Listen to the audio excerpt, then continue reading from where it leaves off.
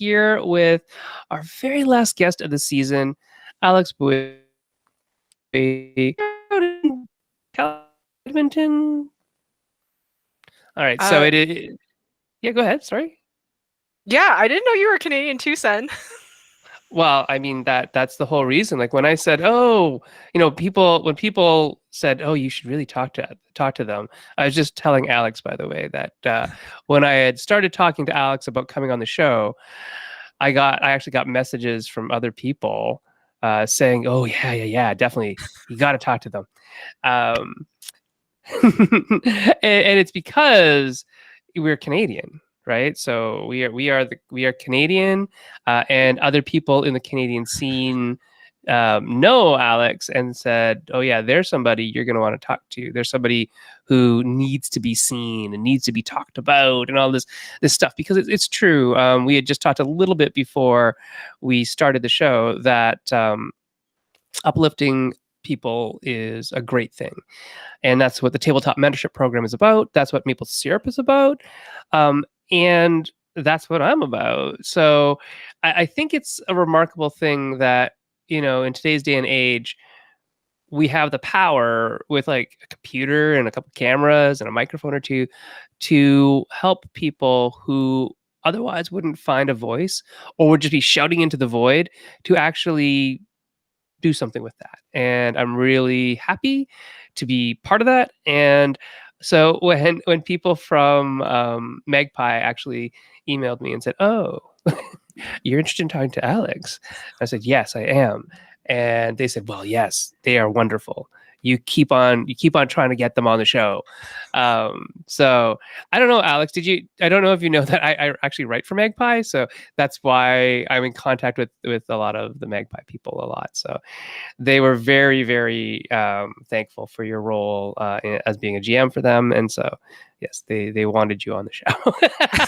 and Oh my and goodness. it wasn't them asking me; it was them telling me. Demanding. After I made the overture, saying, "Hey, do you want to be on the show?" They say, "Don't let her not be on the show. Don't let them not be on the show. Don't let them not be on the show." So, welcome, Alyx. Alyx, how are you?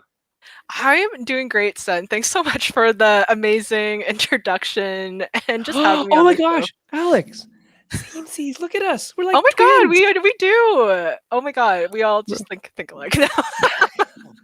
Don't play into the stereotypes, Alyx. No. Just for the tech. Yeah, just the tech. Just I don't have my microphone because my kids broke it. So there you go. we are not the same there. I do not No, have not the same there. children. There you go.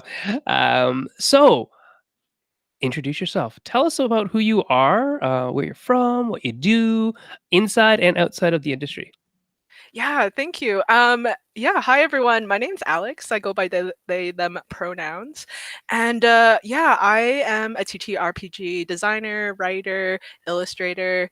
I there's so much. And I really strongly care about more Asian representation, queer Asian representation in the media and play. So outside of TTRPGs, I'm also a filmmaker. I'm a director, writer, actor, and I just finished creating a documentary about a local Filipinx coffee shop that's trying to create a more sustainable world. And so I really try to changing the world is hard, but someone's got to do it. And I really do care about uplifting my fellow QT BIPOC in this space. Very, very cool. I do remember that you did film, and that is very interesting. And you and I should talk. Well, we are talking. Look at that. We can talk We are about film talking stuff. right here. Yeah, because that is just something that I am starting to get interested in is, what can I do with all these strange and wonderful worlds that I create? And so we've been talking a lot, myself and Banana Chan, I've been talking a lot about, you know, film and TV and graphic novels and all this type of stuff. So would love to talk to you sometime about that because it actually fits right into your wheelhouse. But we'll talk about you today. That's what we're going to talk about today is you. But you and I will talk a little bit after about me. Yes, let's and that do is it. okay. So tell me, Alyx, what is your origin story? How did you get into tabletop gaming? What made you know, D&D or Pathfinder or Exalted or however you got into board gaming, tabletop, role playing, what made it attractive to you? Where did you find out about it? Who told you about it? And why are you still in it? Still, yeah, those are Yeah. really good questions. I mean, like most people, I started probably in like high school, so I've been playing for a long time now, and I actually started in Pathfinder, and then I got into D&D because once you learn one crunchy rule set, you go to the next. Yeah. um, and the great thing is I had really great friends that played with me throughout high school and university. Mm-hmm. Um, however, it was like I had a mindset when I was going into D&D and Pathfinder was that like I mostly played with like people who had disposable income and disposable time, and that at that time it was like white men, like cis white men who had the opportunity to do all these things, and I was able to be ushered in. And you know what? I actually grew up just like thinking that like D&D and Pathfinder were the only ways you could role play, and that it was a geeky subset. And then people like just told me what to do because people didn't really believe that I could make these decisions actually. So I just grew up not thinking that I had any decision making power in like any of this role Hmm. playing. But then, yeah. That is really interesting. Let's roll that back for a second. Let's dig down a little bit. Why? Why did you think that way or feel that way? What about Mm. the scene, the environment, the people you played with? What were the cues that told you, "Oh, I actually don't have a say in this. This is the only way it's done." Yeah, I think it's because the I love D&D, but I also see that there are challenges to D&D in that it has a lot of it's a big barrier. You need to know some rules to play. You do need to have some investment. You do need to read some material. So whenever I did things, there were people who were like super into the lore, super into the rules, and then when we ever did combat, they were just like, "You should do this." Like it's similar to like board games where you had this type A player who, like Yeah, in Pandemic or any of these games, they're just like, I believe that my strategy is the best. And so right. that's how I grew up actually for 12 years of my life, thinking that I had no agency because there were white men telling me that they could do it better. And that's just what I believed for like the longest time playing. And that's how I got most of my enjoyment, was just like, if I can kill something, raid a dungeon, that was like my role playing experience. Okay. And I mean, I can get that as, somewhat from like a novice and apprentice type role, sitting in that role and then looking up to somebody and saying, "Okay, they've been doing this for so long and they're good at it and I guess I should model what they do." And it's really interesting that you know, people do that, but they actually just they follow as opposed to be modeled. And then people on the other end don't really necessarily model, they actually just tell.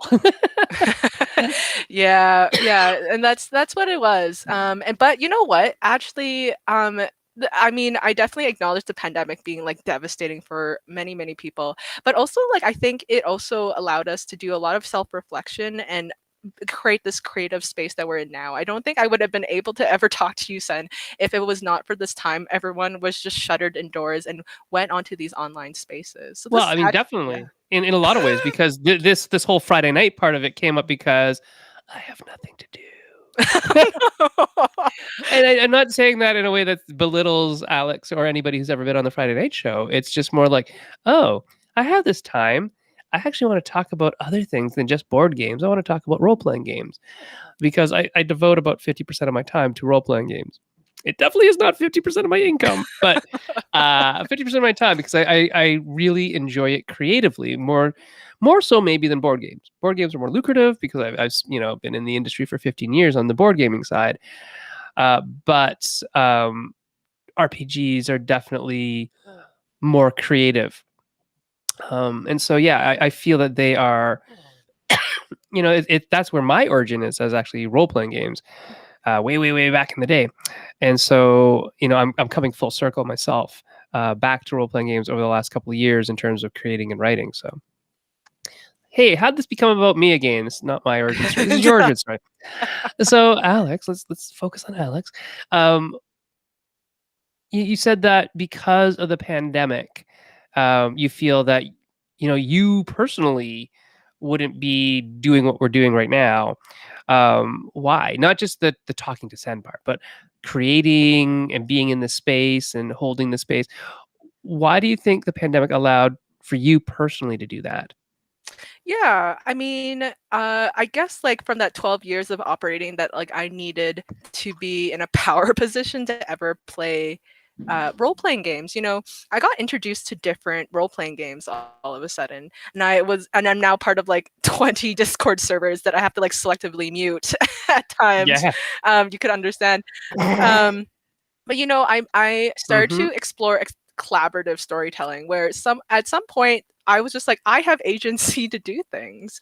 Discovered what PBTA was, like Powered by the Apocalypse games, BOB, Belonging Mm-hmm. Outside the Belonging, other kinds of games that wasn't just like one person holds all this knowledge and controls this game, but rather everyone at the table has a say. And that was so groundbreaking. I also like started to play with like BIPOC folks. Like not only was it like cute, like cutie BIPOC like spaces, so good, but like BIPOC spaces, like I didn't even have access to that. It was like so wild, how much like I really connect with these individuals because like when I was playing these stories, I was playing like an Asian story that I was just like, wow, this is not even my culture. Like I was just like, what has D&D done to my culture and like appropriated like my stories? And so that's how I got in, is really just like Magpies is like one of the best communities. I really love them. I will never say like bad things about them because like they've like really are an inclusive space to me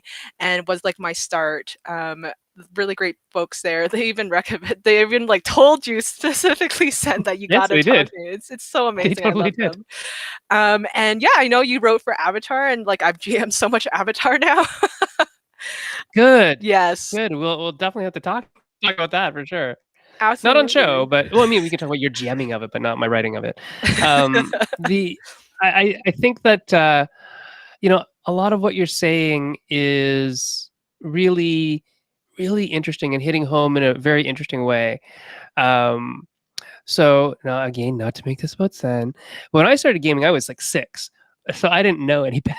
Right? I had like 6 years of Earth on 6 years of life on Earth to tell me how I should act and be told to do things and stuff like that. And I was a precocious 6-year-old anyways, so it's like I didn't care. So I was like in there, rolling dice with like 20-year-olds, and I was gonna be this whatever I was, and I was talking.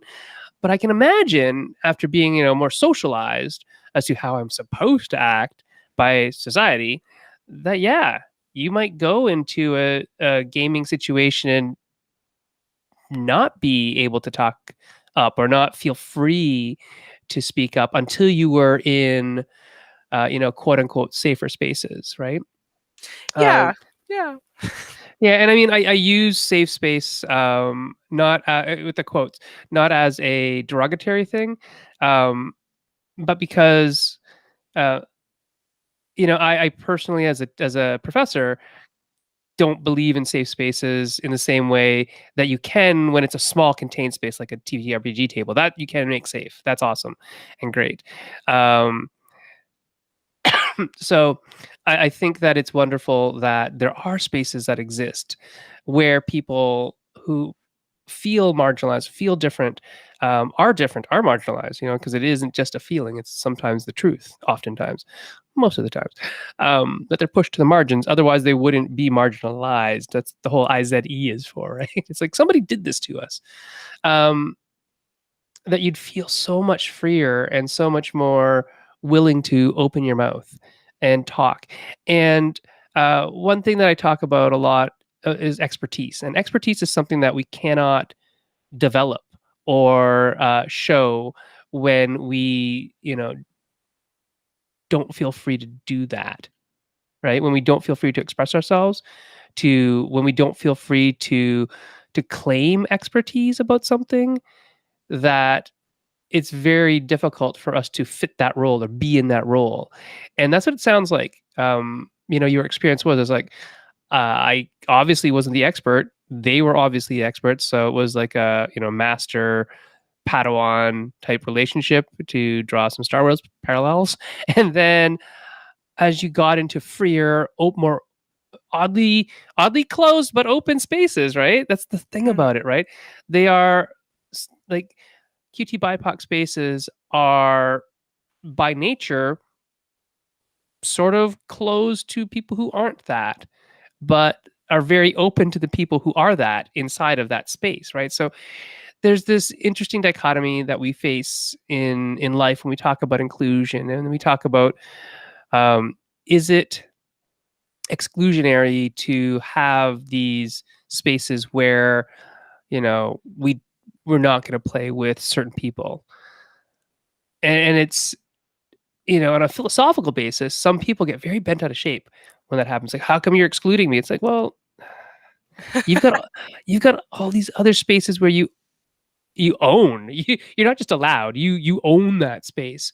Can we Mm-hmm. just have this one table out of umpteen billion tables to be just ours, so that Mm-hmm. we can feel free to say and do and play how we want to play, where we feel like we won't be judged, won't be looked down on, and it's not like, honestly. So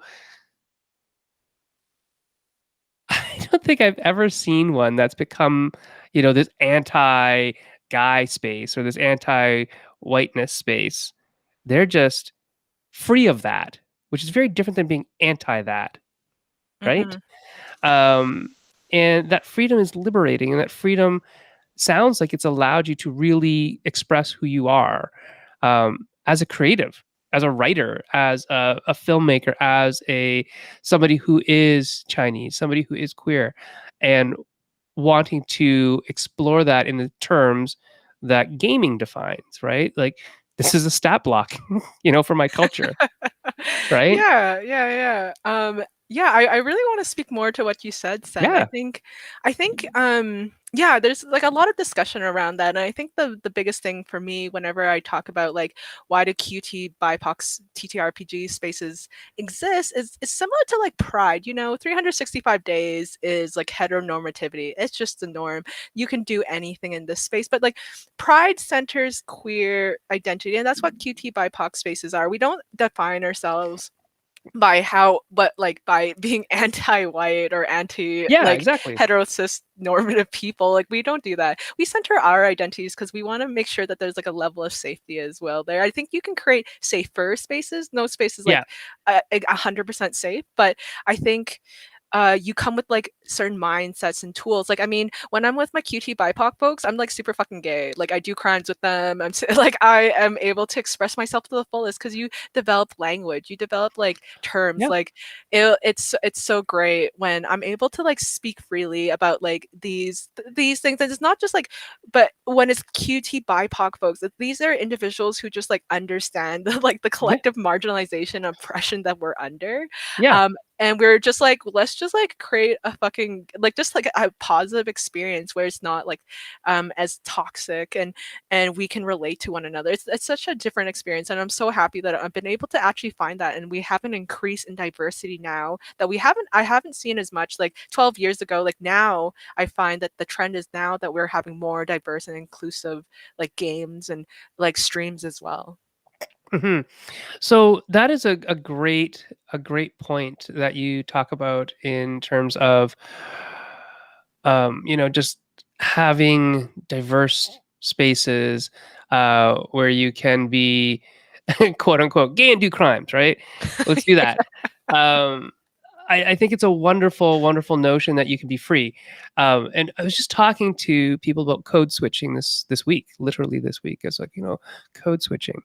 And when you talk about, I can be free, people just understand, that's basically saying that you don't have to code switch, right? I'm not code switching to exist in somebody else's space. I am free to exist in my space, and I don't feel uncomfortable in it like I do when I have to maintain this perfection of what it's supposed to be, I whatever, whatever other space you're in that you don't necessarily fit in. Um, And it is really fascinating to me that, people who aren't, QT by talk, or marginalized in some other ways, don't understand how uncomfortable it is to be in a space that you're not dominant in, because they are dominant in so many spaces. And then once they get this little inkling of uncomfortableness, they're like, oh my gosh, fight against this. This is bad. Don't do it. Whereas if, we did that, it'd be like every space that we're in Canada, except maybe Chinatowns, right? Or, specific bars or clubs, or like there is no space. And it's not that it's not that there can't be, and it's not that, this is always the way we'd love it to be, but it kind of has to be in some ways in order for people to feel, safe enough to do these things. And role playing is one of those things that I think is slightly different than board gaming. In lots of ways, it is different than other spaces where it's like, okay, while if you're saying, okay, I don't believe that this needs to be a thing in some things, I'd like people to reconsider their viewpoints specifically for tabletop role playing games and LARPs. Any game where a person has to be vulnerable, like very, very vulnerable, and open themselves up creatively and mentally and socially to things that we don't do when we're rolling dice and playing a card, but we might do when we're rolling dice and playing a role. I think it's very different. It's a very different space. And one thing that I talk about as a professor is what a brave space is. I talk about braveness as opposed to safety, so that eventually we can kind of come out of these safe spaces. It doesn't mean that they're not going to exist, but that we can be brave in other spaces. And the thing about that is that it's very hard to learn to be brave in a space that you aren't, not, the word dominance is a weird word, but that you are unequal in, Mm-hmm. right? That you are less than, and it's hard to face that without Mm-hmm. allies. Um, but it's much easier to develop the skills where you're going to start being seen as, oh, this person is a capable role player. Oh, this person knows the 17 million tables in Pathfinder 3.5 or whatever. And then move out into non QT BIPOC spaces and be seen as valid, right? Mm-hmm. Because Yeah. that's, I feel, what happens is that sometimes people aren't, especially newer. The newer the player is, the less. And I think usually that's what it's about for a lot of people. It's like it's more that you're new. It's not that you're any of these other things. But what people forget is that all those other things, uh, you know, that are part of people's identities could affect how they came into gaming, or that they've never felt appropriate, or they because of marginalization, never thought it was something for them, never thought it was something they could do. And so they're going to be coming to this space, to a lot of spaces, because a lot of times, you know QT BIPOC folk don't feel safe Mm-hmm. for Yeah. lots of reasons, right? Yeah.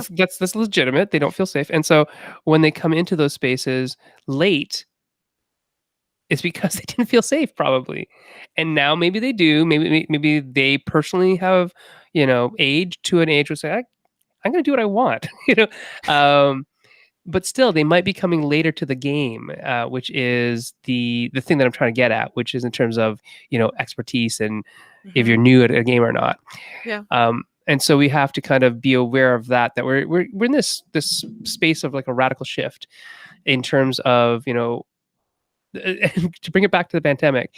So I talked about the stat a couple times in the show, but if you don't know, TTRPGs have seen like a massive upswing over the pandemic, to the point where like last year during the pandemic was like the biggest month for revenue in the history of time for the Dragon game, for Dungeons and Dragons. It was the biggest month Wow. ever, I was didn't know during the that. pandemic. Yeah, Wow. because that's how popular it became.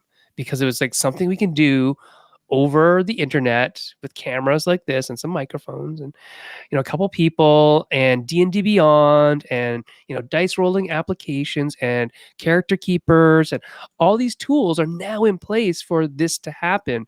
So it's like a perfect storm. And so we're going to have a lot of new people just starting out in Dungeons and Dragons. And then we're going to have a lot of people from there who are going to find that, Dungeons and Dragons is okay, but what about these, other games that I hear about, like, belonging outside belonging games or powered by the apocalypse games. So yeah, there's a lot of things. Yeah, Um, I would say, son, that that's what I did. I you see your table, and then I'm just like, I'm revealing the anarchist in myself. I'm just like, that's smash the okay. table, create your own table, and just invite everyone into it. And so that's what happened. I wasn't happy with the space I was in, so I just became a TTRPG designer because I didn't see myself reflected in any of the games that were being ran all the time. I love it. Before we move on, because I want to hit that, I just want to say that Sarah Ship says that exclusive spaces as safer spaces are also incubators and amplifiers, finding your voice and getting it heard. Yes, Sarah, that's awesome. Sarah comes from theater arts. Sarah is awesome, and we're definitely going to hear more from Sarah in this industry over the course of time. She's a voice that you should pay attention to as well, like Alyx. So, Alyx, in your case, when you say smash the table and rebuild it yourself, that's awesome. Let's do that. What gave you what gave you the confidence? What gave you the confidence to actually, like, literally step up and say, no, I'm going to make something different and new, and I don't see myself in here, I want to see myself in here. And instead of just kind of saying, well, I guess I'm sad about that and I can't do anything about it, what made you decide, no, I'm going to do something about it? What did you have inside yourself? What what was it? What was my avatar? When did I reach the avatar state? Yeah, You know what? Two programs I would like to talk about: the Tabletop Mentorship Program and the cool. RPG Writer Workshop. Actually, Oh, awesome. Yes. yeah, it's super great. Honestly, like, this industry is very welcoming, in that they want to encourage, there's like courses and individuals like yourselves that want to like shepherd people into this space and be like, this space is really great. And so I was just like, you know what? I really want to publish and like write an adventure in 1 month. And that's what the RPG Writer Workshop is. Like, I think they've like expanded to Call of Cthulhu, but they started with like, you can write your own like D&D adventure. And I was like, you know what, I really like, even though like I've like moved away from D&D and it's not my choice, like, I am going to write an adventure, and I'm going to create an adventure that focuses on Chinese myths. So I did players will be able to reenact the whole origins myth of like the Chinese calendar, and like the Great Zodiac Race is like the game that I Hmm. made. Yeah, and so you just like literally move through the legend of the Great Race, and you can play as a zodiac animal and go through like one of the most popular tellings, because all myths have like slight variations, and then like be able to win and be at the banquet and be considered like one of the animals. But like, you could also like create a familiar and be like, a camel got into like the lunar calendar, became one of the zodiac animals, so you can rewrite it with your friends, and it can fit within the D&D universe. But I looked at the sheet and I was like, how can I adapt this, and how could I tell a story that like people don't know about? And so I was just like, oh, this is cool, like traits and like bonds could be the same thing as like what the animals have, because like that's our horoscope, is like the animals. And Yeah. so yeah, it's great. Like, as a monkey, I'm just like, my traits are, I'm intelligent, but then I have flaws, and it's just so similar to like what the D&D character sheet was like. Yeah, and so I was just like, I can adapt this. And so um when people are like done the whole story, I'm able to like read like the original myth, and then people can compare what they did in the game compared to like the original myth, without knowing it at the start. And it's very cool to be able to introduce people to like, so they're just like, I had no idea. And so that's like what I want to do, is that I want to be able to bring people authentic and accessible Chinese culture to TTRPGs, because I think, you know, we have high fantasy, we have these elements, but like there's something to be said about having a space where you just play, you can like play mundane adventures about people's lives. I mean, that's Hmm. what film and television is as well. You're telling stories, and it becomes very intimate, because then you're inviting people to like, media acts as a proxy for like experiencing things that we'll never experience, so other people's Hmm. lives. Like like when I watch Narcos, I'm never going to potentially like run a drug cartel or run drugs, but then I can like, You could. I mean, said I that's not the lifestyle for me, and I wouldn't recommend it. But it's another way of people appreciating other cultures, and we've developed this like TV land of like what experiences are. That's why I fight so hard for positive representation, is because if you don't see yourself represented on media or in the play, it sort of tells you that your stories don't matter, and that in the ultimate view of Hmm. yourself, you don't matter. And so that's why I fight so hard, is because I want one person out there to be like, I matter, that at some like that my story is important. Yeah, I love that, and I think it is very telling. Like I'm thinking about growing up in Canada, Hmm. growing up in the 70s and 80s, and you know what type of representation that I saw in the media of Chinese Asian people, and it was not a lot. Like there's Arnold from Happy Days, that's you know Pat Morita, who was also Mr. Miyagi in you know Karate Kid, and then so from the 70s to 80s, it was very few and far between, and most of the things that you saw were these you know very stereotypical roles, not just normal everyday people doing normal everyday stuff. There was never just you know, hey, it's you know Mr. Chan, the the dude next door. There was very specifically, you know, a martial arts instructor, or very Hmm. specifically a doctor, or very specifically, you know, a you know Asian crime lord. And I get it, and I get that a lot of storytelling is very simplistic, and you know we've got to have some tropes and all those things. The problem that I find is that they can pigeonhole people, and then they get used against you. Hmm. Like it's like you know, and you even use them against yourself, like in this really weird self sabotaging way, where it's like, I guess that's not for me. I guess there's no you know people of this particular persuasion who do that particular thing, right? Hmm. Um, Yeah. and you know, it's just interesting, like uh, even things like as simple as seeing um like Jeremy Lin in the NBA or Yao Ming in the NBA, and all of a sudden, you know, now it becomes something that there are probably some kids out there of Asian descent who said, "I love basketball too." Oh, maybe it is possible, but before them, it's like, guess it's not possible because nobody else did it, right? And so it's like you have to be really willing to put yourself out there to be that pioneer to break through that barrier. That's very interesting. Um, Sarah just said that is a great analysis of media narrative, and Sarah is, like I said, a wonderful advocate in those regards as well. So sounds like you two have a lot to talk about. We should get Sarah on the show Let's sometime with talk, you. Sarah. Yeah. Um, so now that we know a little bit about how you got into gaming and why you got into design and writing of games to you know bring more of an authentic cultural representation for yourself, right? To see yourself and your culture in games. Let's talk about your philosophy behind those two things. Specifically, I'd like to talk about GMing philosophies because I know that you are a GM for Magpie Games, which is wonderful. Because of well, first of all, um, why'd you pick Magpie to work with? um I guess, you know what,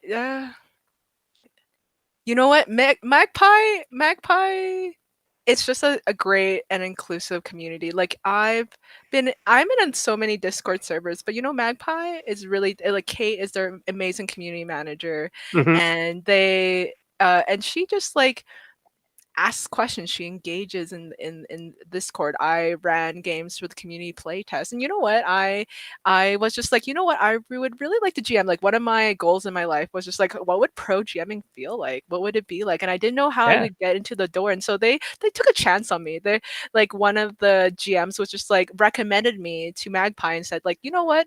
Like Alyx is special, and that like really hit. I was just like, oh my god, like how, like this person. I was just like, never have I ever been like had a game with a queer Asian GM. I think like I only know a handful on my hand of like how many people there are that I've ever been in a game with. And this person was just like, this person's special and you should really just hire them. And I was like, oh my gosh. And so like they everyone in this community just like hold each other up. And so they create really great inclusive games. Like there's Cartel, where you're like a Mexican narco, and there is Bluebird's Bride, where it's talking about feminine horror. Like I knew that like with Magpie Games, they had such a like a diverse Hmm. like set of games that like really touched upon things that like wasn't being touched upon anywhere It's else. it's not just a looting a dungeon crawl.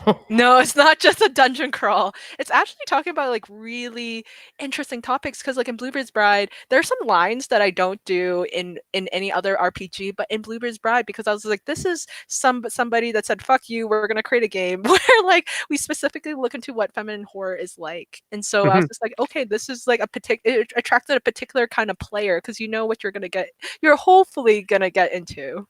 Hmm.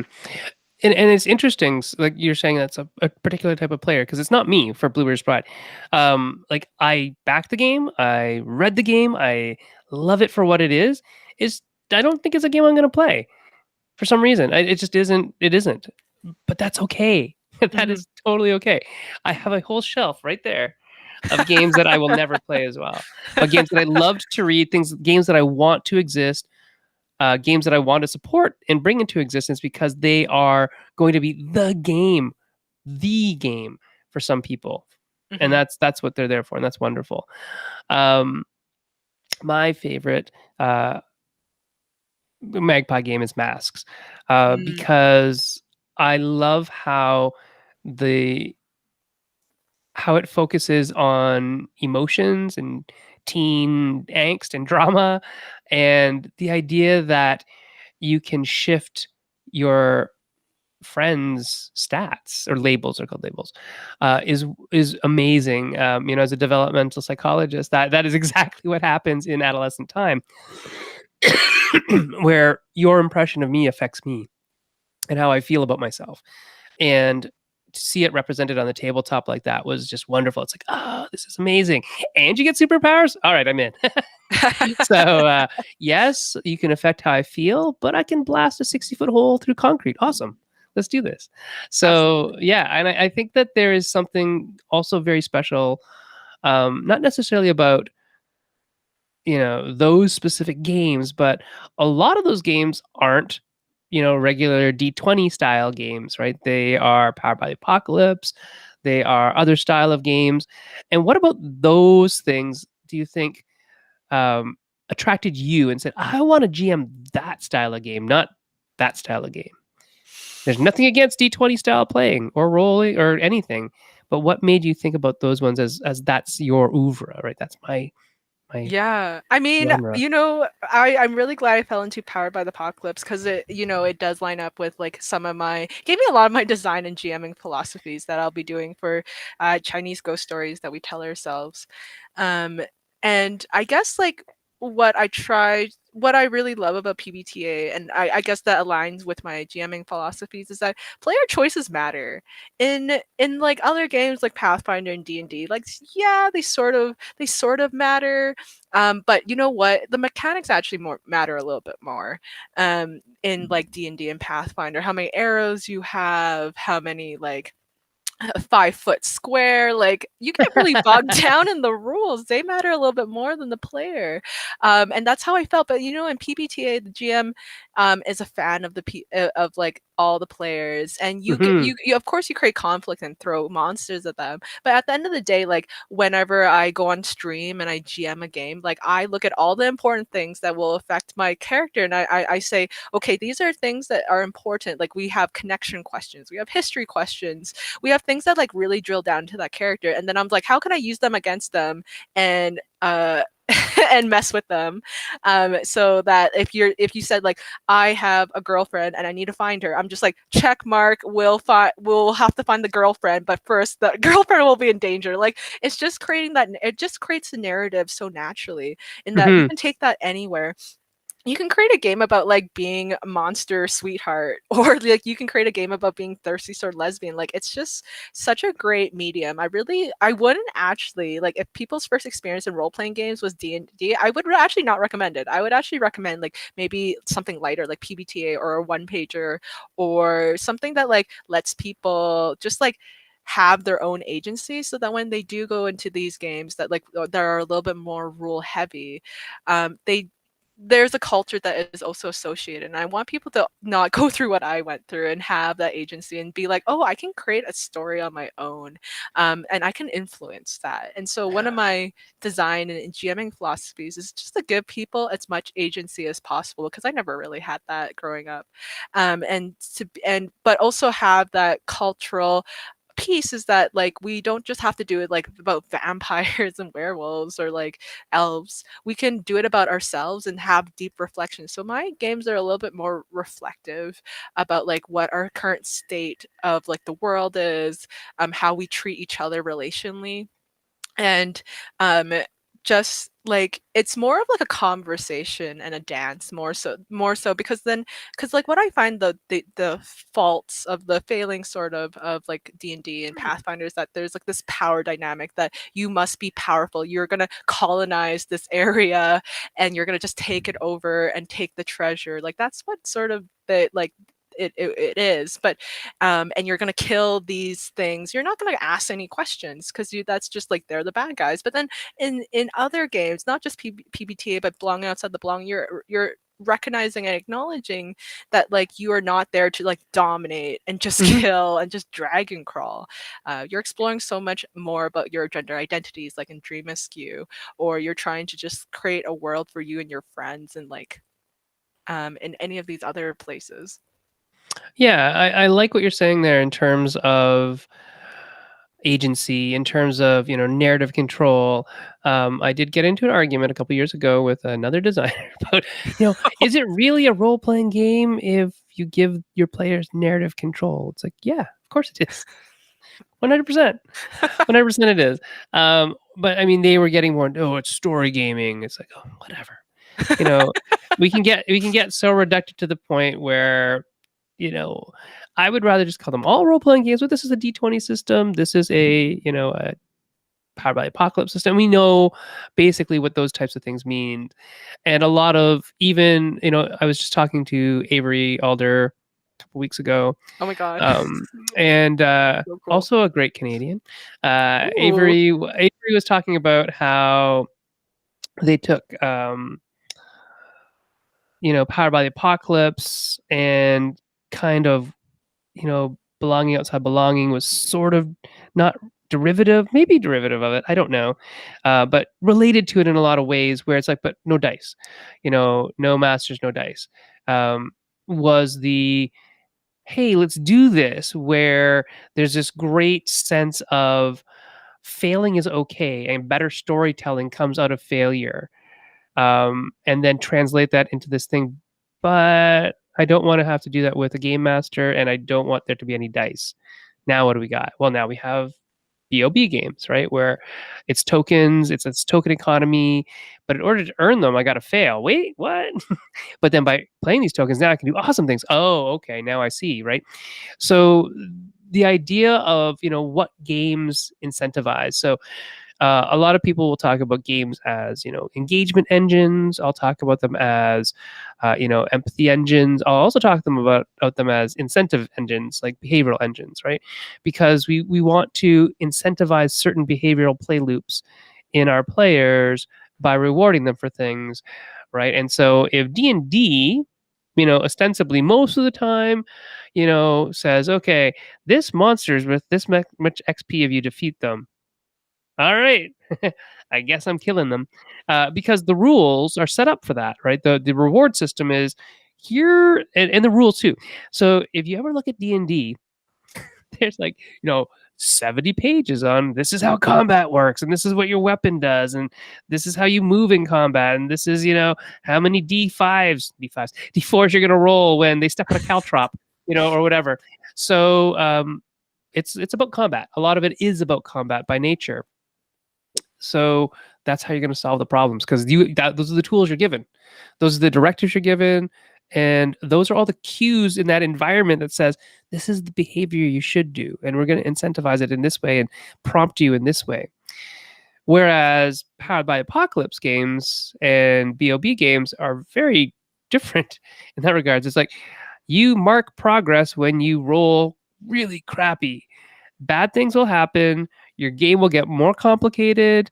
You'll become more entangled in this plot, but you gain experience for it, or progress, or whatever you are, token, right? And then later you spend that to improve your character. So you're just learning that, oh, it's through adversity that my character grows. Mhm, mhm, Huh? mhm. Isn't that a different mind shift, as opposed to it's through dominance and slaying animals, Mhm. beasts, and maybe humans that I get experience and do these things. And you can see how both are legitimate. They are, Yeah, but one incentivizes a certain story, and the other incentivizes a different story. yeah. Right. Yeah, and so I'm just an Asian who's bad at math, so that was also another incentive for me to go over the There you go. PBTA. There was less math. Yes, I mean, and people who are poor at math exist, Asian or not, right? It Right, just it right. just it just may be a little less stereotypical when you are Asian to be bad at math, Yeah. apparently. Mhm. So it's a kind of thing where I think we tend to, again, surround ourselves. This is what's called niche picking or niche selection, um, in psychology. We tend to surround ourselves in environments that we are more like, that we want ourselves, and it just makes sense, right? If you're an extrovert, you're going to hang out with other extroverts.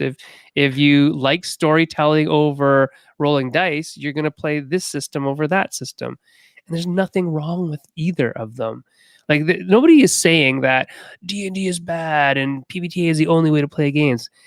I'm saying I would rather play a PBTA game than a Roll20 game, a D20 game. That's what I'm saying. And if we're going to go to Roll20, I would rather play a live game than a game on Roll20. But right now, Roll20 is the way that we play a lot of these games, and that's also fine. There's nobody out there. Well, I mean there are, but nobody out there should be like poo-pooing how other people play these games, um, unless they're being abusive. And yeah, otherwise, play the way you want to play. So in terms of GMing, what was your first GMing experience like? Do you remember it? Can you tell us about it? My first GMing experience ever? Yeah, and then what'd you learn from it, and how'd you change? How I change? Oh, Because my I'm yeah. betting that you marked a couple progress during I during did. your I first adventure. I did fail. I did roll under 6 a lot. So I did get some potential experience points. I guess like my first time GMing was, Strahd and Ravenloft, Curse of Strahd was my first go at it. It was just like that adventure. I love vampires.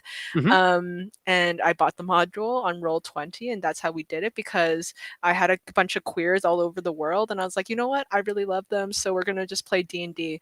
And honestly, like um at first I was that individual who's just like, this is my game, this is my story, so I'm gonna just like lead people through, and I'm gonna drag out combat because I think this is fun. And so that's the kind of GM I was just like, we are gonna like take the whole session to do combat because that's what I feel like. And there wasn't much input from the players. It was just like, the story is happening to you. Right. Yeah.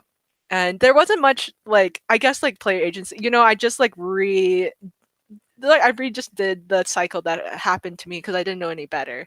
And so but you know, these failures, I actually had a friend who I played with D&D a little bit before, and then like a couple years later, and he was just like, wow, your style has like changed so much, like I really enjoy what you do now. And it's because like I did my play test, the Great Zodiac Race, which is Hmm. D&D, and he did D&D with me before, and he was just like, before I felt like, you know, I had no agency. Like I would like nope ideas. I would be like a and no, yes but sort of like even not even the yes. I said no but, no and. I was just a no kind of person. I was just like, it doesn't happen in my game, it doesn't happen in my story. That was what I did.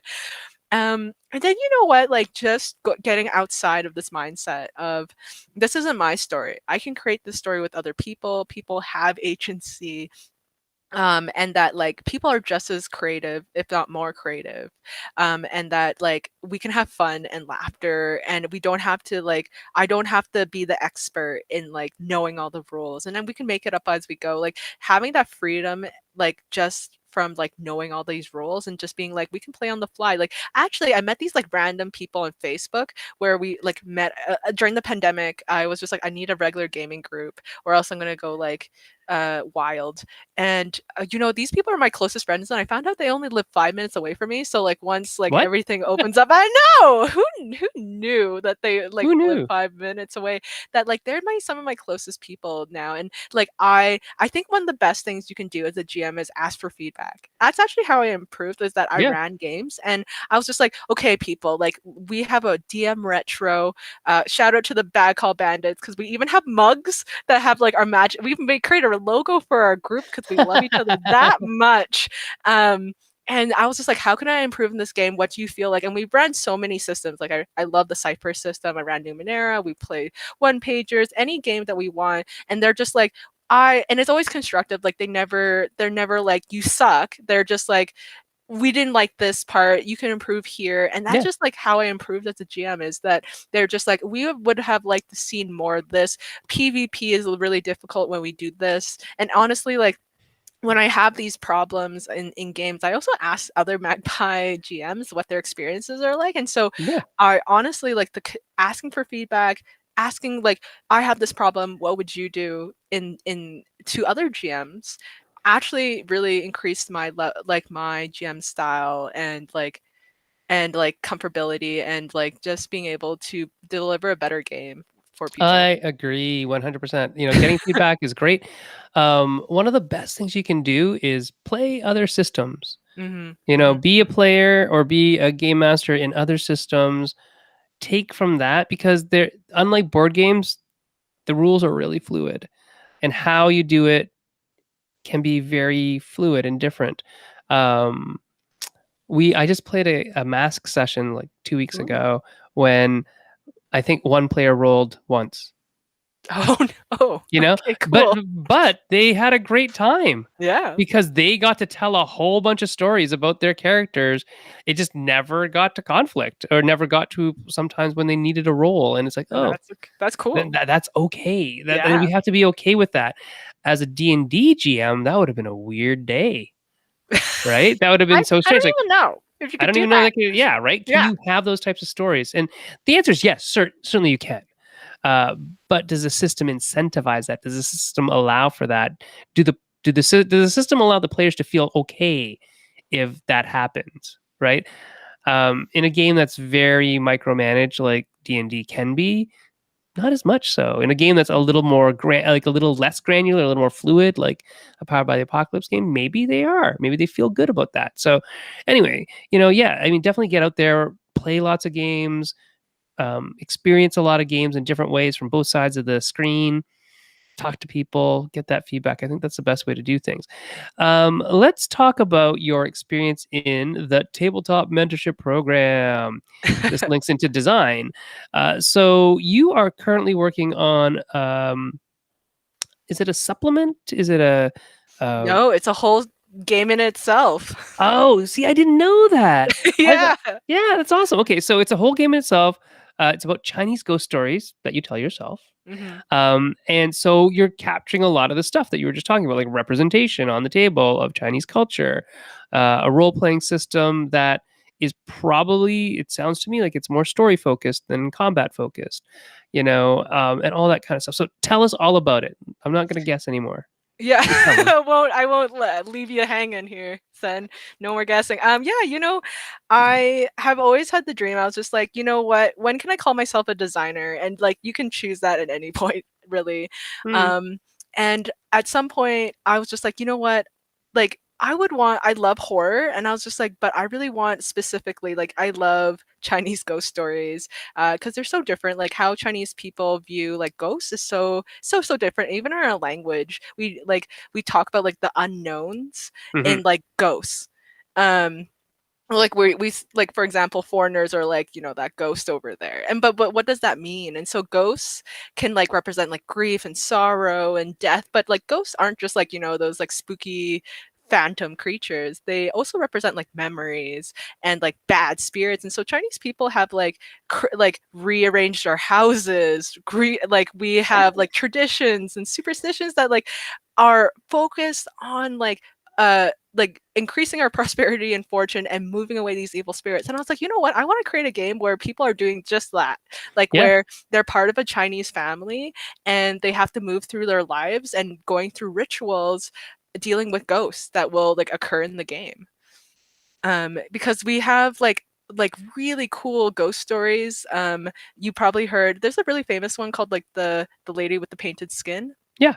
Yeah, and I was just like, how can I recreate this horror? Because like it's not like the typical, like it is the sort of like the more typical story of like what a ghost is, but then it has like these other elements. Like for some reason, like that particular writer was just like, there's always like a strange, beautiful woman on the road, and we're gonna interact with her. And I'm like, okay, sure, like that's how it starts. And I was just like, but then there's also like fox spirits, and ghosts to like the original like etymology of the character is actually someone who's holding a mask. If you look Oh, up is the it? word, yeah, it is. I I've love actually never thought etymology. about it. I've never thought Yeah, about it. love me Oh, etymology. I studied Chinese characters, writing them, and so yeah, like all these pictograms, it comes off with I'm like gonna you go not look. knowing the person. Yeah, Sen, it's so cool. Uh, and so you know what? I'm in the process of designing right now, and designing is quite the endeavor. And it's gonna be a new system that integrates a lot of systems that I have, like PBTA, BOB, a little bit more like the Firebrands. I love all these games that I play, but there's always something I'm just like, I wish there was a little bit more in these games. X or Um, Y, right? Yeah. yeah, X or Y. I think that's like what some like that's how I'm starting with the game design would where I look at like all these little systems, and that's why you should play across systems because everyone's trying to do it differently, trying to tell a story differently. And I was like, how can I tell this story staying true to my principles of more player agency, having that cultural representation? And there wasn't like one system that like allowed me to do all these things. And so right now, like shout out to Jess, who's like my current mentor in the Tabletop Mentorship Program. They are super fantastic in being like, you could do this and this and this, and then I just like hammer them with all these ideas. I'm actually like they're my accountability buddy because I don't get anything done without deadlines. Um, and I think this is I really just want to create this so that people have like a very visceral, immersive experience. Because like I was at Metatopia online 2020, and I played this like Jewish Passover game called Manishtana, and I was just like, I have never experienced a Jewish setter Passover, but like now through this RPG, I sort of like in a sense have, and I was Mhm. just like, this is such a different experience. Like I guess like having experienced that, I was just like, wow, how would other people experience going through like a Chinese wedding, a Chinese funeral, exercising a ghost, creating a ghost? Like it Mhm. seems super interesting to me that people like I could lead people through this kind of like game. So that's Yeah. what I'm creating. Great. I am fascinated, and I'm looking at the character right now, and yeah, I can see how that could be. Yeah, That yeah, is yeah. really neat. There's this Uh, whole evolution of strokes video that looks really like that. Looks like it'll teach me a little bit about why this character looks like that. yeah. Fascinating stuff. Hmm. It is. That's really neat. So, excuse me. So, your mentor, how is your mentor helping you? And before we went on air, you were telling me that you had started, you wanted a mentorship for TTRPGs and you got one, but also somehow remarkably ended up with a mentor who could help you develop and evolve in other ways, like level up your game. So tell me about that. How did this relationship evolve? Yeah, as a mentee for and so I recommend everyone to really sign up for the mentorship program, the tabletop mentorship program, whether you're a mentor or mentee. And you don't on the mentee side, you don't know who the mentors are, and you just fill in an application, and they're really great. The two individuals, Grace, and the other Mike. individual, Mike, yes, Mike, who founded the program, and they're just like, what are specifics about what you want to do? And I was telling Sen at the start, I was like, I just don't want a white man to tell me how to design a game. I'm really tired of white men just telling me what to do in my life. And then mentors are able to read the applications and be like, I select you. Or you could be like, I specifically request Sen. I did not do that. Maybe I should have. It does happen. Um, Yeah. and I'm just gonna show this right now. So this is at Tabletop Mentorship. This is the Twitter handle for the program. The program runs in like a semester way where it's like every 3 or 4 months there's going to be a new cycle of mentor mentee relationships rolling up, speeding up, and you get that mentorship for this really short period of time, this short burst, but that is very effective because it's not this big overwhelming commitment. It's like within this time meet 4 times, that's it. Yeah. You should meet every 2 weeks once, and they should be for about 45 to an hour, 45 minutes to an hour, and that's it. That's what you have to do. And Yeah. then you let your mentor, you're not your mentor, you let the mentee really direct where this whole process is going. um, as a mentor, here's a tip. If you are ever doing more work than your mentee, you're doing it wrong. So don't feel like being a mentor is this hard job. It's not. It's you're literally mostly a sounding board. Depending on what your mentee wants, when they want it. So just even yesterday, I was going over a contract with my mentee because they got a contract for their game, and that's what they wanted specifically, was somebody who has experience enough to do this with me. And so yesterday I spent, an hour going over the contract with them, like line by line, and saying, this is good, this is interesting, this is what this means. They're not English speaking natively. So it's like, here's what it means in English. Let me break that down for you. And do you have questions? Right. So we went through that for like an hour. We got through most of the contract. Um, but if you're saying, oh, that sounds like a lot of work, Then yes, it was. But you know who did more work? They did, because they went and got that contract. They put all the effort into making this relationship with a publisher, showing them their game, being getting this contract for them. Then they uploaded the contract so I could read it and all this kind of stuff. So they did a ton of work. And so me putting an hour in and saying, okay, here we're going to break this down line by line, it's really nothing. But it means everything to my mentee because they don't know how to read this contract in the same way that I do, right? Caveat: I am not a lawyer. We need to say that. It's not legal advice. It's just some Disclaimer. suggestions. Yeah. Um, Uh, so, what have you found that you've got out of the mentorship program so far, Alex, that you would say this is a tangible benefit of the mentorship program that we've never gotten without it? yeah, just like you said, they set up the application so well. They say what kind of mentor do you want, and I was just like, I want a cheerleader who also can connect me. And so Jess is in the QT BIPOC space, and honestly they've been really helpful because they help me navigate the space. And they're just they've been there for a long time, and so they have idea, and they knew about the games that I was playing, that I was referring to and making references to.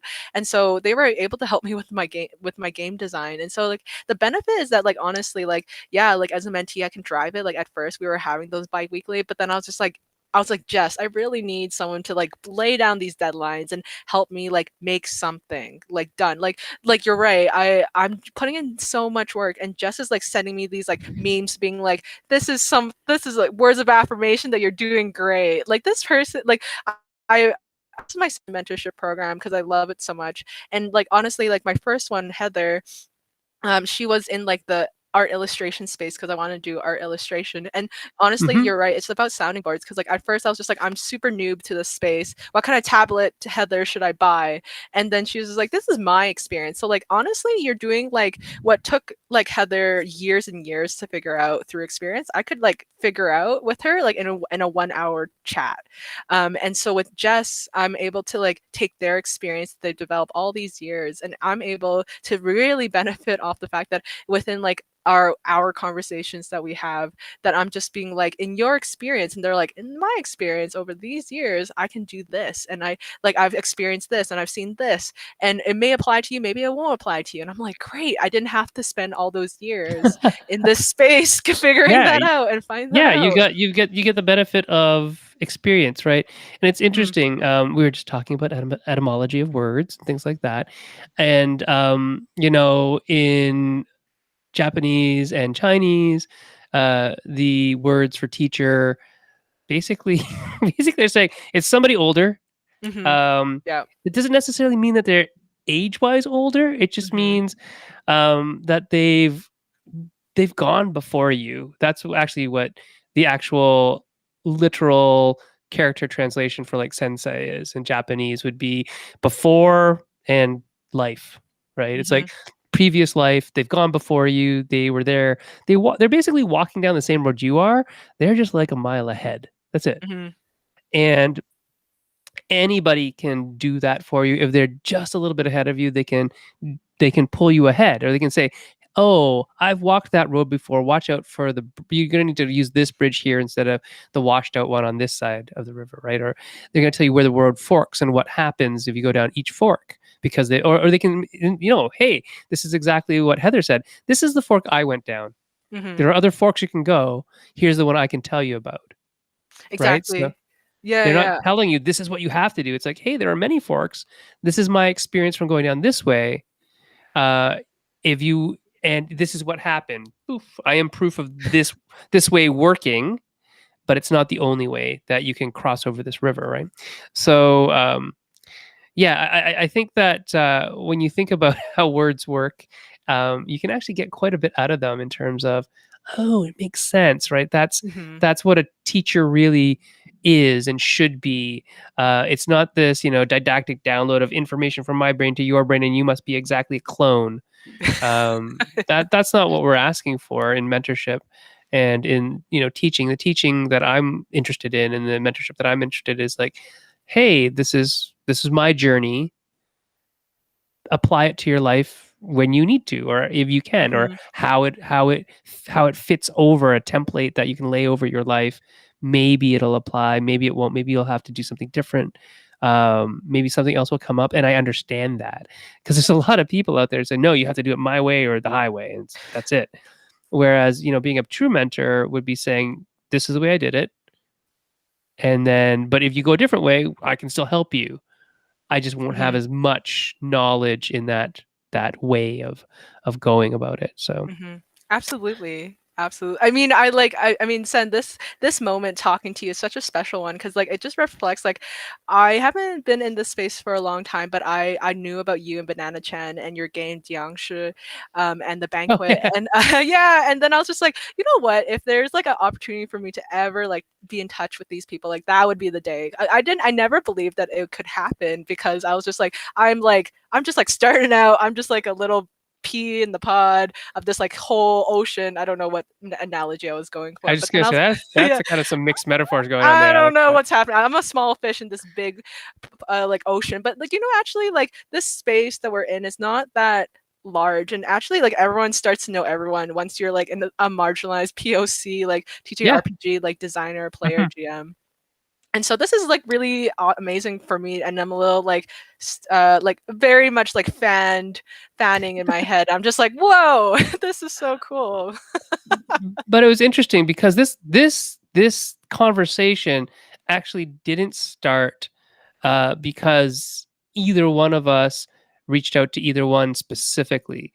I don't know if you're on Twitter, but if you're on Twitter, every now and then we do this thing called, shoot your shot.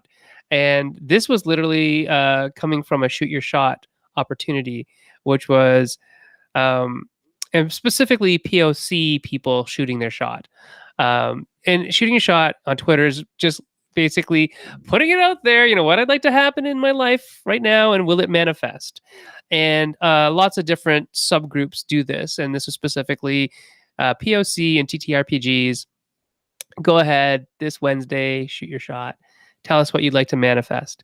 And a lot of us who are, the people who have gone before, we look at that and we say, how can I help this person? Because somebody helped me at some point. At some point, I didn't get here by myself. Let me tell you that. I would like to say I'm a self-made man, but no, I can't. There's definitely people who have helped me along the way. And it's funny because, Banana will look up to me for mentorship, but I also obviously look up to Banana as a mentor because there's so many things that they've done that I haven't done, and vice versa. There's things that I've done that they haven't done. So we get mentorship from each other, which is one of the beautiful things about, having a relationship in writing and creating with other talented people. And so, Alyx, you wrote your shoot your shot, and I think within like 5 seconds, I think Daniel and I were like, we need to talk to this person because they sound awesome. Daniel Kwan from Asians Represent.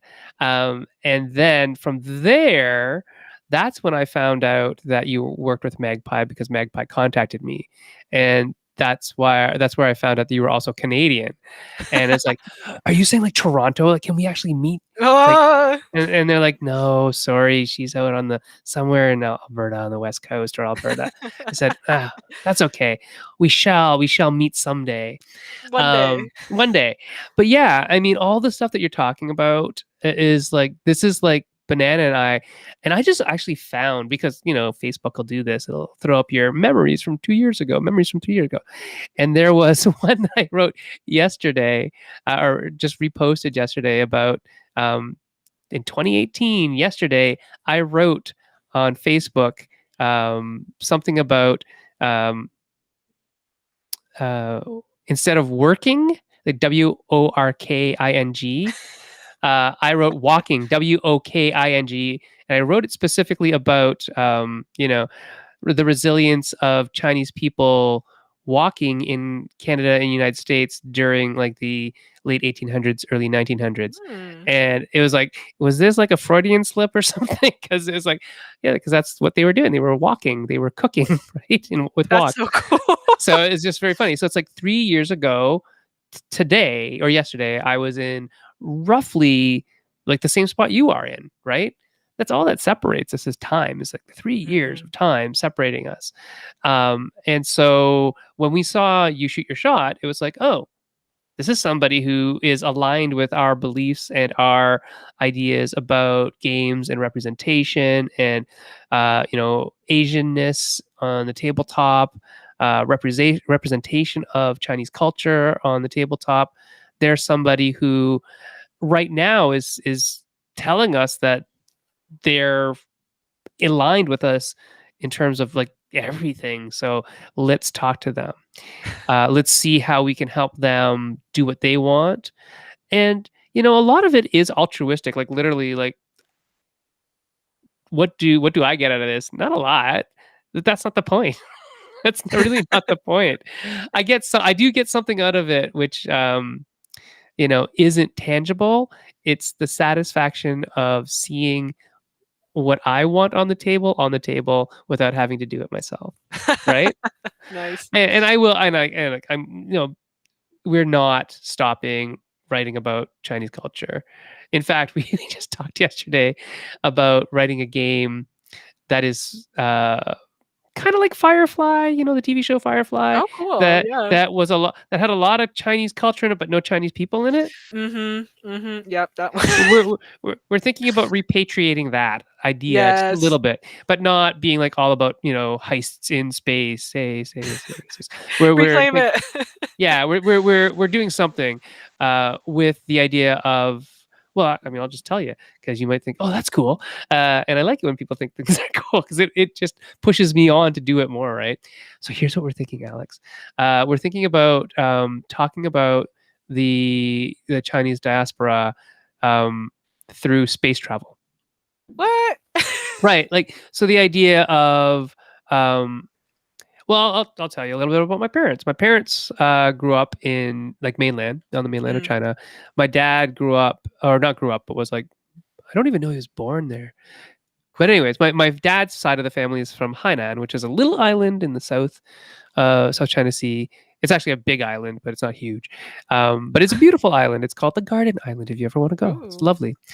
And then my mom's family is from Hunan, which is Mm. a more interior province. It's where Wuhan is. If you're thinking about anything related to COVID, that's where that is, right? Yep.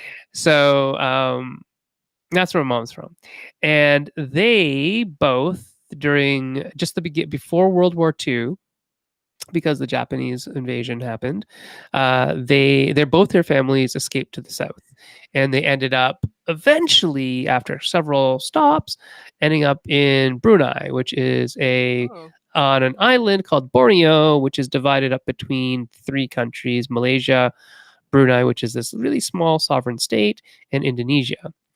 Mm. And so my actual culture and my feeling about who I am is Southeast Asian. I don't think of myself as East Asian much, Oh, although other interesting. people think of me as East Asian. But Yeah. like when I went to school, I didn't hang out with the Hong Kong Chinese. I hung out with Filipinos, like because we Nice. shared a lot more cultural relevance, food, seasons, like and stuff like that. And there weren't a lot of no, I mean there were definitely some Malay Chinese and Singaporean and stuff like that. So that's more my area of the world and what I think of myself as. Um, but then my mom moved to England, my dad moved to Canada, Mm. and then my dad and mom went back home. I don't know how they did that, but they went back to Brunei, and that's where they got married, and then they moved back to Canada together, and then my sister was born and I was born, etc., etc.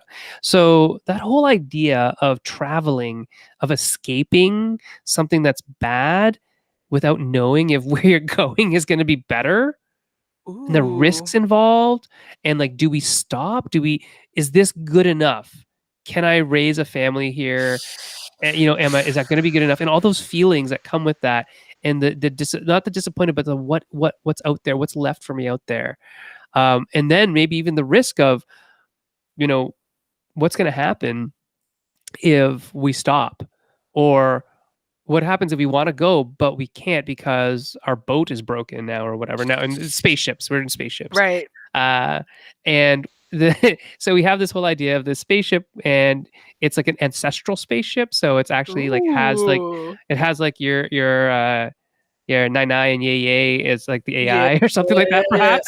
Who knows? Yes. Right? And they might have personalities, and they might argue with you a whole lot because that's what they tend I to do, enjoy that. right? Make it happen. Um, and then but your ship's breaking down because it's old and ancient, Mm. and you have to do like gig economy. You have to, like, when you land on a planet, you have to find some job to do, and it might be you know menial, but it also might be something very fantastical. Who knows? We haven't really got there yet. But to get more money to now fix your ship to fly to the next place. But well, what if we stopped here? What would that be like? And those questions of what do you think you're giving up if you stop? Or why did you keep on going when you did and risk dying in space? Because a lot of people don't know this because we don't tell the stories of the people who died. But so many people from the Asian diaspora in general, because of where Asia is, and thinking about getting to America and getting to Canada and taking boats and Ooh, that whole sad. right, that whole risk of travel. And so we're thinking about that too, like when you travel, what's the risk, and are you definitely getting to that next planet? Might you get stopped? Are there pirates, or what's going to happen? And so all these stories, we're trying to take the idea of that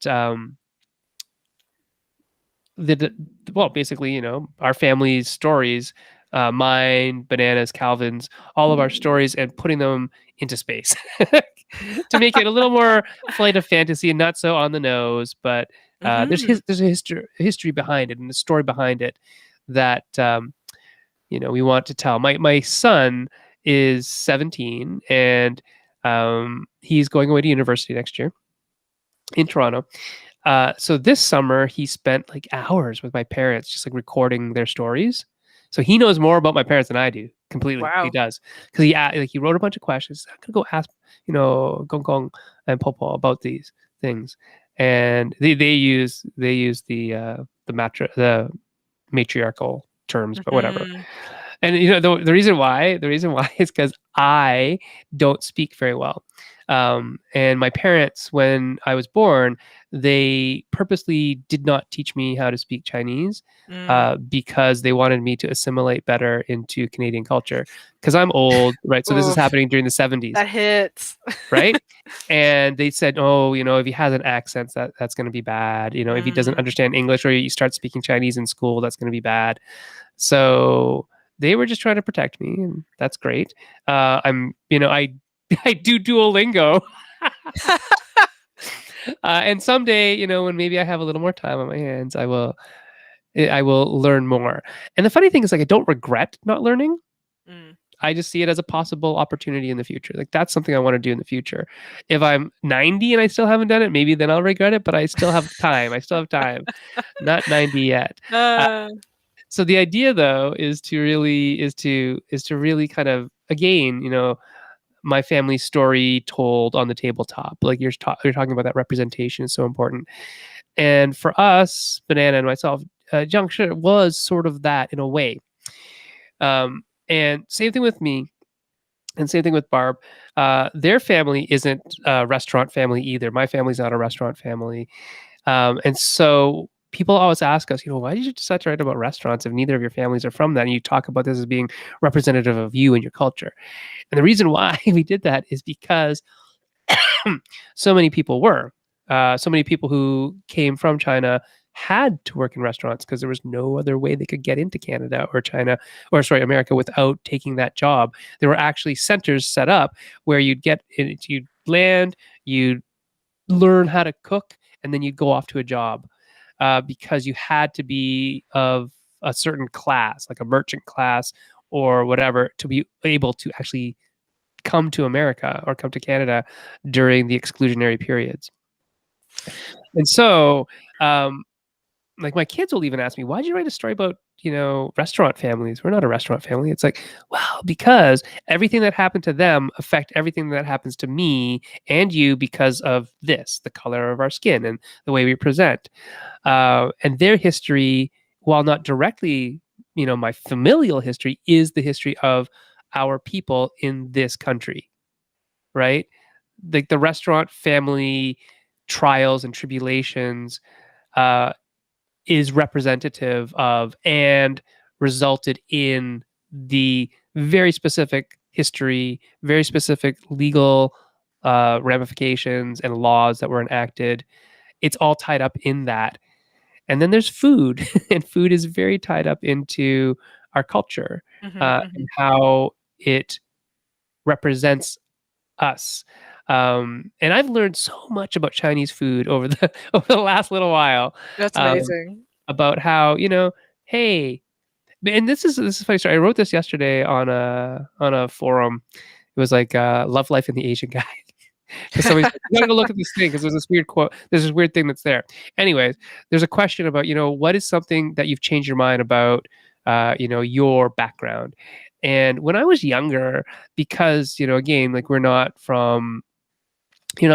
regular Chinese people in terms of coming from the mainland or coming from Hong Kong or Taiwan, which is where most of my other Asian friends are from, or my Chinese friends are from, or whatever they'd like to call themselves now, right? Because it's really, I had this kind of weird crisis of conscience over the last year. It's like, can I call myself Chinese? That's weird, Ooh, right? that's a question. Well, it is, because I don't actually like. I don't think about anything that the Chinese government is doing is right, Mhm, or not a mhm, lot of mhm. it. My dad Yeah. still thinks of himself as very Chinese. Like my dad and I have arguments about, it's not really communism, my dad will say. And said if people just knew what it was and they're doing things for the better of the people. And this is how they do this. And it's like, okay, dad, I get it.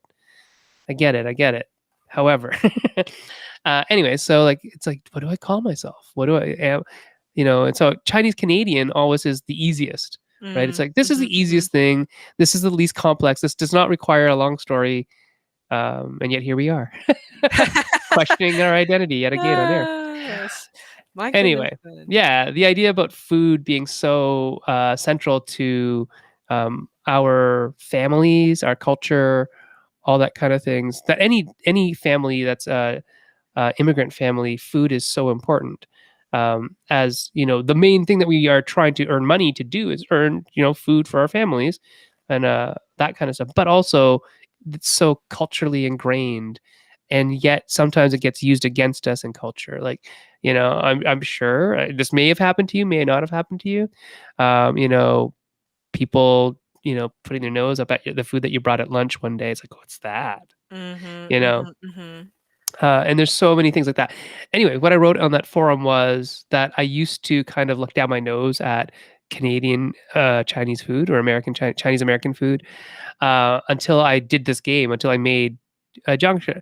And through Junction, I learned that, oh, yeah, this is really a food of survival. This food Mhm. represents perseverance, represents like ingenuity, represents the will to survive no matter what. That's what Chinese American food represents to me now. And I got into this because I mean, we're going off on a major tangent here, but you might have seen it on my Twitter that there was a black owned Chinese pop-up restaurant in somewhere in like Washington, the capital, Washington, Maryland area. Um, and I have nothing against other cultures making Chinese food.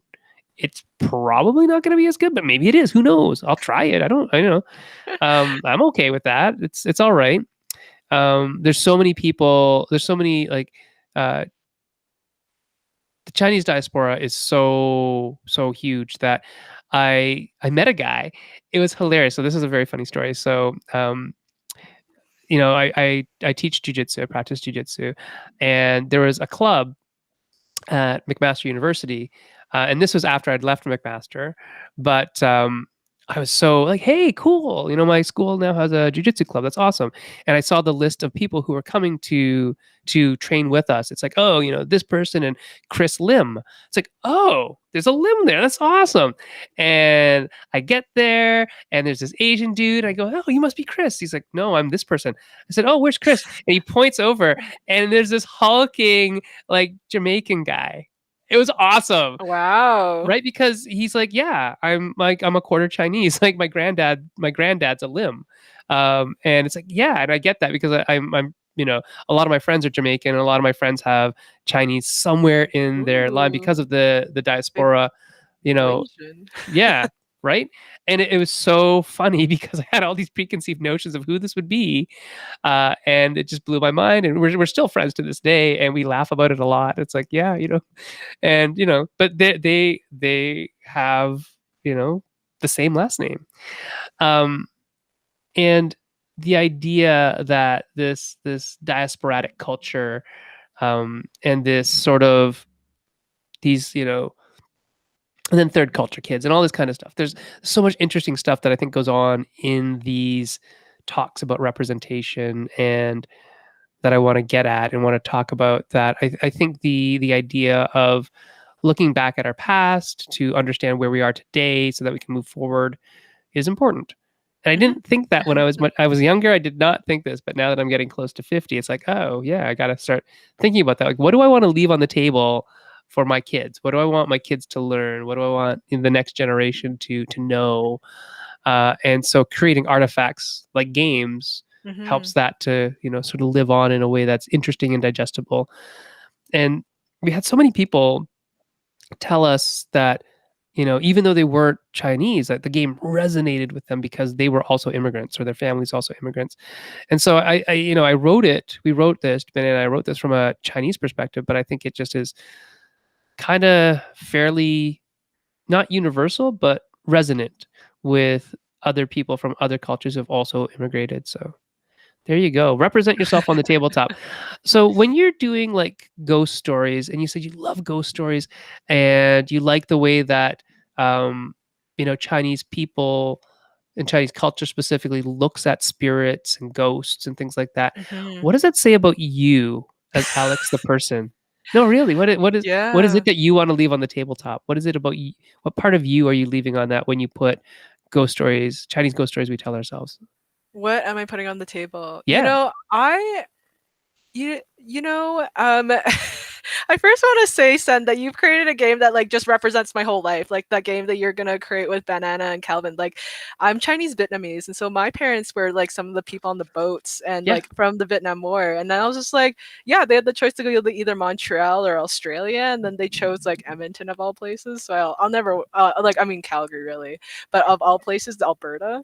And then I'm just like, wow, that hits. I was just like, I wonder like what my parents would say, like playing that kind of like familial story on the board. What would that say about them if they were able to ever experience that and what happens? Because like you get those stories, like I have stories about like when they saw like you like my parents were like my mom would be starving as like a child, but like her mother would prevent her from getting like food aid from like the UN because like people would get trampled for like bags of rice, and you just like watch that and I'm like, wow, what an Yeah. intense story of that time period. And I was just like, to pick up like everything that you know of and then just like go to a new country without like, they had like no English skills at that time, and they Hmm. had like very little money. And so like they went into the restaurant industry because that's like what they had to go into to survive here in Canada. And I'm like, wow, my Yes. parents I could write a whole book on them. And so to see their story sort of on the board, on the table, I'm so excited to like play that game that you're going to design, because it'll be very meaningful to like see that their voices and their stories. And so that's, I guess, like the segue to like what your question, what your current question is that Hmm. honestly, I wanted people to be able to relate in a way that like I'm able to relate. So in this game that I'm creating, you can play like playbooks. You can be a child, you can be like a mother, a father, a grandparent. Um but like, I mean, subject to change, but like but like how I relate to another person like in within my family is so different from like how other people relate to their own family. Maybe it's similar, but there's like definitely like views of like, family being the top, but there also are traditions that relate to it. You got to respect your elders, you got to like who you are, because I'm the eldest of the family, so I have a special name within like my family, that represents like my place and how like I approach things and how people speak to Hmm. me. And so it's all very interesting. So like what I'm trying to bring on this game, and how I guess like you do put a little bit of yourself. I feel like as a filmmaker, I do this too. Is that I put my own story into this game, so that people, 100%. yeah, like it's so emotional. And I think like I want people to be able to like be able to experience not directly like my story, because like I guess like I mean that's what makes you unique between you and me, Sen, is this like Hmm. if you were to create like the ghost story game, it'd be so different because you have a different experience. But like what is it like me specifically that I'm bringing through my familial experiences, even though like we are both Chinese, like yes, there are so many similarities between our cultures, and so you'll probably find a lot of And our similarities through headphones. that. Yeah. Yeah. That is gonna, it's gonna resonate, is that like maybe someone who didn't come from a Chinese family, not from the restaurant family, similar to your game, finds Chinese ghost stories, because like all of us have ways of telling of like you said, like using the past to inform our present and the future. So Hmm. that's what ghost stories are too. Like they're warnings, they're ways of telling people like what to do, what not to do, how to Yeah. relate with each other, but also like how we see beyond, because like specifically like we in my household we do ancestor worship, so we see Hmm. like what is like beyond. So it's trying this game is trying to answer some big questions for myself, being how do we relate to another, how can we learn, and as I'm learning as an adult, how can we unlearn some of the trauma that we've just developed as like a child, and that we Yep. picked up. And Yeah. some And how and many of yeah. these traditions that we do are actually steeped in trauma? I don't know, actually. I should think about I it. don't know. I don't know how much of it is just perpetuating it. But at the end of the day, I want people to like feel like they've gone through an experience, a very Hmm. like visceral, immersive experience of someone of like either an experience that they've felt themselves, not necessarily have being Chinese or like the same family dynamic, but how they relate to one another and how they reflect and how ghosts in like how we represent it, like either represent again like memories, loss, death. How do they relate to all that? And so I do have to think about like bleed in this game, and there's ways of like a new concept of how people can switch their playbook, so you're not like that trapped as like one character throughout. So you're not that's something that Jess gave me as an idea. I was just like, oh, it might like be not great to be like I am the child, being like we make decisions for the child playbook so that you don't have too much bleed. Um, Hmm. and that's what like as a designer I have to think about, like people's experience at the table. So like I hope that when people play this game, they recognize how much warmth and care and how much like of myself I'm putting out there as well when they play this game, and that I'm at the end just like trying to like give them either like a handshake, a hug, a letter saying congratulations, like this is my life that you went through. Right. And that, I think it's, I think excuse me, like autobiographical things are useful because a lot of times that's all we really want as humans, like, is to be seen and to be heard and to be understood. Hmm. And if a game can help you feel that or feel a little bit more connected to me or me in a broader sense as like my culture, my past, my history, or me, like really, Juncture was a way for me to explore what it means to be Chinese Canadian. That's really what it Mm, was for me from a writing perspective.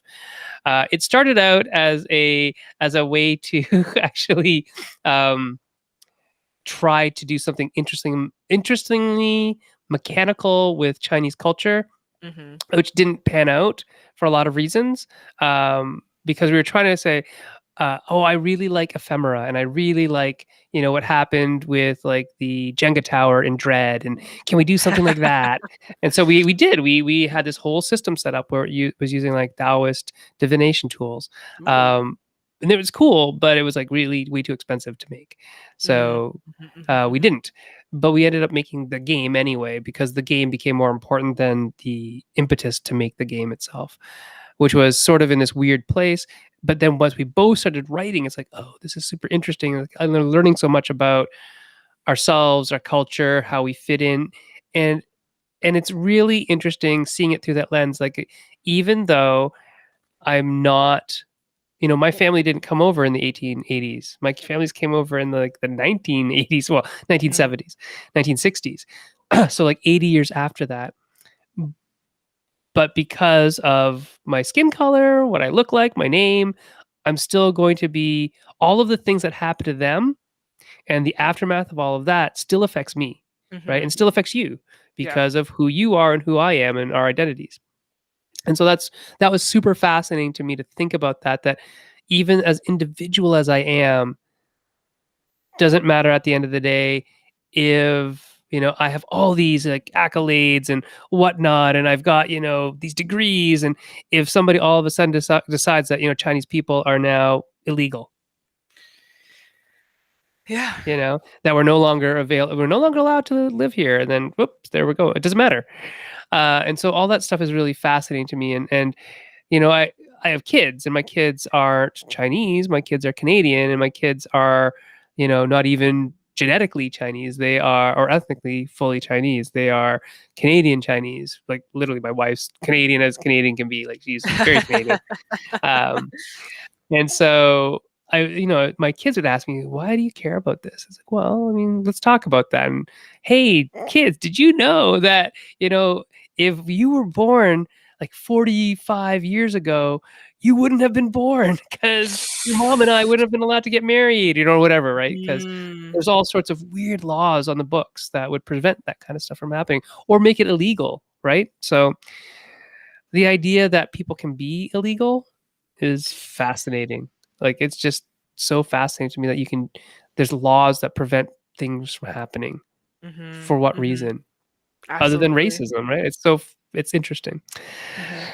Anyway, so we have talked for a whole long period of time, and I'm sorry that I did talk quite a bit, which normally I don't, but you got me talking, Alex. So there What you this is go. why I love sharing these spaces, because like you naturally are just like I was just like I want to hear these stories. It's like one thing we say one thing, you're just like that reminds me of this, and this is amazing. Yeah, and it's funny. Like I I think because you are like a younger me. Like I said, you're like just like 3 years behind me. It's like, yeah, I need to tell these stories so they hear them and they can learn from them, and then I can learn from them. And I'm so interested in what they're doing. So yeah, I think this is less of an interview and more of a conversation, and I'm glad we had it. Alex, where can people find you on Twitter? Yeah, they can find me at Daredevil Alex. But because I am post millennial, it's a Y instead of like a E or a I, so Alyx. There you go. And if you want to find me on Twitter, you can find us at Meeple Syrup and personally at Senfeng Lim. Both of those accounts are currently locked down, so I will vet your account if you want to join up. I will vet it, and most likely, if you're not following anybody that I've blocked personally, then you're cool. If you have, I'm disappointed to say that we will have to just wait for a little while. If you want to support the show, we are going on hiatus, so maybe wait till September, save you a couple bucks. But patreon.com/maple syrup. This is currently unimportant. Not saying please that you shouldn't support us, but that we're not able to use the money in the way that we were promising. The idea behind the Meeple Syrup Show is to showcase and uplift marginalized voices in the gaming spaces, specifically game design spaces, and we usually do that by going to conferences and video recording from there and panel recording about creators of marginalized groups and all that kind of stuff. So that is one of the mandates that we have coming up, or we've always had, and we will put this money towards a lot of that, which is how do we uplift people's voices? How do we get people to where they can be uplifted by more people than just us? Like, would it be more important to send somebody else to a conference and all that kind of stuff? So that's what the money will eventually get used for. And if you subscribe to like a monthly recurring fee, there will be other, perks and bonuses eventually applied to those as well. We just got to figure them all out. We're not very good at Patreon yet, so sorry.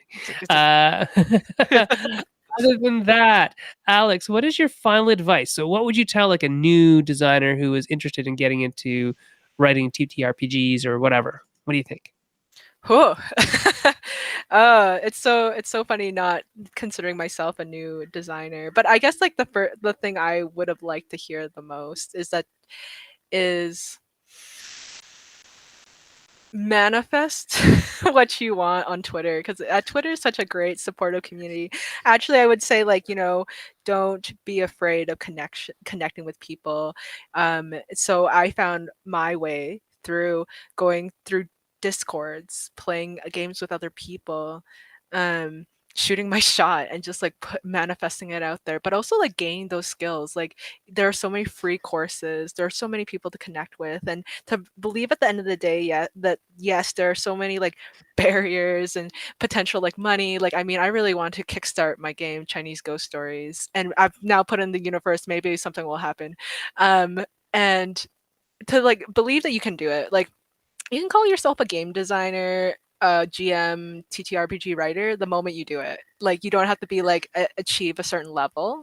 Yeah. You are doing it at that time that you are, and you have as much. You can like always. It's a skill, you know. No one's born out of the fetus. Like I don't know if Sen was, but like Nope. right out of there, out of the gates, being like a fantastic TTRPG designer, and like actually like find mentorship, like we were talking about this whole episode is like someone has walked down this road and Sen it like sees me as like the 3 year younger self. So now I'm just gonna poke Sen all the time and be like, hey, like I have so many Hey, things. it's your past talking. It's your past ghost. Talk to me. I There will you haunt you go. There you to do go. that. Yeah, I think that's great advice. Twitter can be a scary space, and sometimes it is. But Mm-hmm. in general, the TTRPG spaces, the QT BIPOC spaces, which are not divided by anything except electrons, they are good overall spaces to be in. Yes, there's drama. Yeah, it always happens. We're human. But yeah, reach out to people, just create. And if you have that kind of internal imposter syndrome thing that says, oh, I'm not an RPG writer yet, just say, oh, I write RPGs, I design board games, I'm designing a card game, whatever it takes. You're doing it, like verb it, before it becomes part of your identity and you're an it. I'm a game designer. I'm a TBT RPG writer. You don't have to say that yet. You can say I write games and be happy with that. Mm-hmm. But don't let people say you're not. I think is the bigger thing to say. And then once you're there, it's literally the only other step is, did you get paid to do it? And honestly, that's that shouldn't be what drives anybody to create. Um, Amateur, etymology wise, means for the love of it, right? If you love it, do it, and it'll actually resonate throughout your game if you really love it. And that is a way to get you towards professionalism in the field, right? So Mm-hmm. very cool. Very nice to talk to you today, Alyx. It was lovely to meet you. They were right when they said, hey, you have to talk to them. So there you go. This is the final episode of Maple Syrup Show and the Friday Night Forums for the year. Well, not for the year, for the season. So we will see everybody in September. We'll be back. Jesse will be still up in the Northwest Territories, so they will not be joining us until, Wow. I believe, February. But Erica and myself will be here, and we'll figure stuff out. If you have anybody that you'd like to talk to, that you'd like to see on the show, please do come on to our Facebook page, which is Maple Syrup Shop Talk. Ask to be added to the group. We'll add you, and tell us, who do you want us to talk to in the industry, whether it's board games, card games, tabletop RPGs. We might even venture out to video games. Who knows? Just Ooh. gaming in general. Who knows? But yeah, and the plan is for this particular thing, the Friday Night Forums, which is just something that kind of started up over COVID, as I said. I say, hey, I got some free time. I'm considering keeping it going even in September and for the future. And we might use Fridays to talk about RPGs specifically because, in my dual nature of being an RPG writer and a board game designer, I don't like to cross the streams. I'm just kidding. I could cross the streams. I wouldn't care. But it is nice to compartmentalize and say, okay, Friday I have to find a guest. Who's that guest going to be? They have to be an RPG person. Okay, good. Right. So it's easier for me. Fridays versus Wednesdays just makes life easier for me. So thank you very much, Alyx. It was wonderful to talk to you. Everybody out there in Maple Syrup Land, we'll see you later. Thanks for watching and Bye. commenting, and we'll see you all in September. Bye. Bye.